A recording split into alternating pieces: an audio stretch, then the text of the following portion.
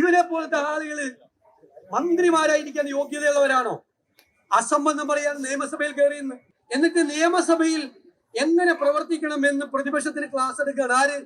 മറ്റേ അണ്ടർവെയർ പുറത്ത് കാണിച്ച് മുണ്ടുമടക്കി കുത്തി ഡെസ്കിന്റെ മുമ്പിൽ കയറിയിരുന്ന് ഈ സാധനം മുഴുവൻ തല്ലി പൊളിച്ച് കൊടുത്തതാണ് നമുക്ക് ക്ലാസ് എടുക്കുകയാണ്. വിദ്യാഭ്യാസ മന്ത്രി. എന്റെ പിള്ളേരെ ഓർത്ത് ഞാൻ ഇങ്ങനെ സങ്കടപ്പെടാം. എന്റെ പിള്ളേരെ ഇവരൊക്കെ വിദ്യാഭ്യാസ മന്ത്രിയായിരിക്കുമ്പോ സ്കൂളില് പഠിക്കേണ്ട സ്ഥിതി നമ്മുടെ പിള്ളേർക്ക് ഉണ്ടായല്ലോ. കഷ്ടമെന്നല്ലാതെ എന്താ പറയാൻ? സോണിയാഗാന്ധിയുടെ വീട് റെയ്ഡ് ചെയ്യണം, സ്വർണം അവിടെയുണ്ട്. ഇത്രയും വിവരദോഷികളെ ഉൾക്കൊള്ളിച്ചിട്ടുള്ള ഒരു മന്ത്രിസഭ ഈ കേരളത്തിന്റെ ചരിത്രത്തിലില്ല. അത് ഒറിജിനൽ ആയിരുന്നു ദ്വാരപാലക ശില്പം. അത് വിൽക്കാൻ വേണ്ടി വ്യാജനായി ഉണ്ടാക്കി വെച്ചിരിക്കുന്ന സാധനം വീണ്ടും എടുത്തിട്ട് വിൽക്കാനുള്ള പണിയായിരുന്നു. ആലോചിച്ച് നോക്കിയേ. അയ്യപ്പന് മനസ്സിലായി, ഞാൻ നേരത്തെ പറഞ്ഞതുപോലെ ഈ പോക്ക് പോയാൽ അയ്യപ്പന്റെ തങ്ക വിഗ്രഹം കൂടി ഇവന്മാരെ അടിച്ചു മാറ്റുമെന്ന് കണ്ടപ്പോഴാണ് അയ്യപ്പനെ ആക്ട് ചെയ്താണെന്നാണ് ഞാൻ പറയുന്നത്. ഞങ്ങളെല്ലാം അയ്യപ്പ ഭക്തന്മാരാണ്, അയ്യപ്പനെ ആക്ട് ചെയ്താണ്. അങ്ങനെയാണ് കോടതി ഇതെല്ലാം പുറത്തു കൊണ്ടുവരുന്നത്. ഞാൻ ഈ പറഞ്ഞ വാചകത്തിൽ എല്ലാ വാചകവും കോടതി പറഞ്ഞിട്ടുള്ളതാണ്, അന്വേഷണത്തിൽ പറഞ്ഞിട്ടുള്ളതാണ്. ഇപ്പൊ പറഞ്ഞല്ലോ സുപ്രീം കോടതി ചെന്ന് ജാമ്യത്തിൽ. സുപ്രീം കോടതി എന്താ പറഞ്ഞത്? അയ്യപ്പന്റെ സ്വർണം കട്ടിട്ട് ജാമ്യത്തിൽ വന്നിരിക്കുന്ന പോകാൻ പറഞ്ഞു. അപ്പൊ ഹൈക്കോടതി ജാമ്യം കൊടുത്തില്ല, സുപ്രീം കോടതി ജാമ്യം കൊടുത്തില്ല. അപ്പോഴാണ് ഇവർക്ക് ജാമ്യം കിട്ടാനുള്ള വഴി ഈ മുഖ്യമന്ത്രിയുടെ ഓഫീസിലെ ബുദ്ധിമാന്മാര് തീരുമാനിച്ചത്. നിങ്ങള് കുറ്റപത്രം കൊടുക്കണ്ട.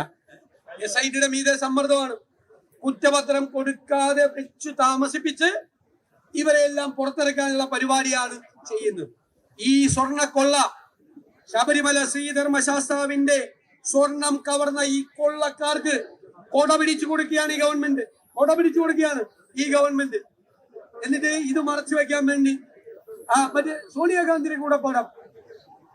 ഇവിടെ എത്ര കള്ളന്മാർ, എത്ര പേരെ കൂടെ പടം എടുക്കണം? നമുക്ക് ആർക്കെങ്കിലും അറിയാം ഇവന്മാര് കള്ളന്മാരാണെന്ന്? ഇപ്പൊ ഞങ്ങള് മുഖ്യമന്ത്രിയുടെ കൂടെ എടുത്തില്ലേ? അപ്പൊ മുഖ്യമന്ത്രിക്കാണ് കുറച്ചുകൂടി അറിയാനുള്ള എളുപ്പം.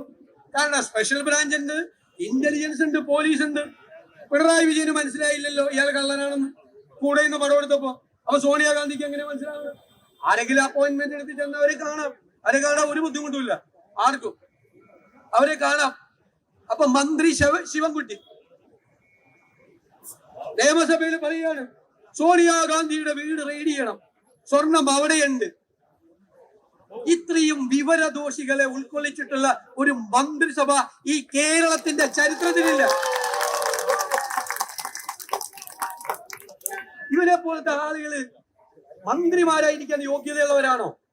അസംബന്ധം പറയാൻ നിയമസഭയിൽ കയറിയെന്ന്. എന്നിട്ട് നിയമസഭയിൽ എങ്ങനെ പ്രവർത്തിക്കണം എന്ന് പ്രതിപക്ഷത്തിന് ക്ലാസ് എടുക്കാൻ ആര്? മറ്റേ അണ്ടർവെയർ പുറത്ത് കാണിച്ച് മുണ്ടുമടക്കി കുത്തി ഡെസ്കിന്റെ മുമ്പിൽ കയറിയിരുന്ന് ഈ സാധനം മുഴുവൻ തല്ലി പൊളിച്ച് കൊടുത്തതാണ് നമുക്ക് ക്ലാസ് എടുക്കുകയാണ്. ഈ സണ്ണി വക്കീലിനും എനിക്കൊക്കെ തിരുവഞ്ചൂർ രാധാകൃഷ്ണനൊക്കെ എങ്ങനെ നിയമസഭയിൽ പ്രവർത്തിക്കണമെന്ന്. അതായത് നമ്മൾ മര്യാദയ്ക്ക് വന്ന് എഴുന്നേറ്റ് നിന്ന് ഇത് പറഞ്ഞിട്ട് പോലല്ല, ഓന്റെ പോലെ മറ്റത് കാണിച്ചിട്ട് വേണം ചെയ്യാൻ. നാളുണ്ടോ? എന്നിട്ട് സോണിയാഗാന്ധിക്കെതിരെ വാർത്ത വരുമെന്ന് കണ്ടാൽ എന്ത് വിഡിത്തവും വായിന്ന് വരുമോ? എന്ത് വിഡിത്തോ വായിൽ നിന്നും? എന്ത് വിഡിത്തോ? വിദ്യാഭ്യാസ മന്ത്രി. എന്റെ പിള്ളേരെ ഓർത്ത് ഞാൻ ഇങ്ങനെ സങ്കടപ്പെടാം. എന്റെ പിള്ളേരെ ഇവരൊക്കെ വിദ്യാഭ്യാസ മന്ത്രിയായിരിക്കുമ്പോ സ്കൂളില് പഠിക്കേണ്ട സ്ഥിതി നമ്മുടെ പിള്ളേർക്ക് ഉണ്ടായല്ലോ.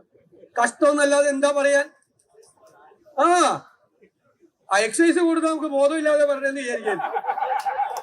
എക്സസൈസ് കൊടുത്തിരുന്നത് അത് മാത്രം കൊടുത്തിരുന്നത് ബോധമില്ലാതെ പറഞ്ഞെന്ന് വിചാരിക്കാൻ. ഇത് വിദ്യാഭ്യാസ മന്ത്രി എന്ന് പറയാണ് നിയമസഭയിൽ. സോണിയാഗാന്ധി അയ്യപ്പന്റെ സ്വർണം കവർന്നത്. ഞാൻ എന്റെ നാവില് വരുന്നുണ്ട്. സാധാരണ ഇത്ര മോശമായിട്ട് പറയാറുണ്ട്. സഹിക്കാൻ പറ്റാണ്ട് പറഞ്ഞ സഹിക്കാൻ പറ്റാണ്ട് എന്തു പറയാന്ന്. ഇത് മന്ത്രിമാരെല്ലാം ഇത് തന്നെയാണ്. കുറെ എണ്ണം ഇങ്ങനെ പറയാൻ വേണ്ടിട്ട് ഇറങ്ങി വിട്ടേക്കണാണ് കുറെ ആളുകളെ.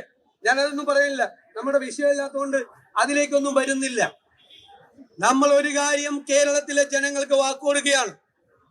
ഈ സ്വർണ്ണക്കൊള്ളക്കാരെ മുഴുവൻ ഏത് മാളത്തിൽ പോയി ഒളിച്ചിരുന്നാലും അവരെ എല്ലാം നിയമത്തിന്റെ മുന്നിൽ കൊണ്ടുവരുന്നത് വരെ കേരളത്തിലെ കോൺഗ്രസ്, കേരളത്തിലെ UDF അതിനുവേണ്ടി പ്രവർത്തിക്കുമ്പോൾ സംശയവും വേണ്ട. അവസാനം വരെ അതിനുവേണ്ടി പ്രവർത്തിക്കും. ഒറ്റ കൊള്ളക്കാരെ വെറുതെ വിടാൻ UDF-ഉം കോൺഗ്രസും അനുവദിക്കില്ല എന്ന് മാത്രം വിനയപൂർവ്വം പറഞ്ഞുകൊണ്ട്